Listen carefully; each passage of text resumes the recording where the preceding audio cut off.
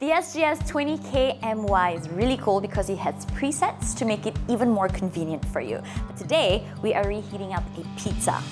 It says here 195 grams on the back. Now we put the pizza in.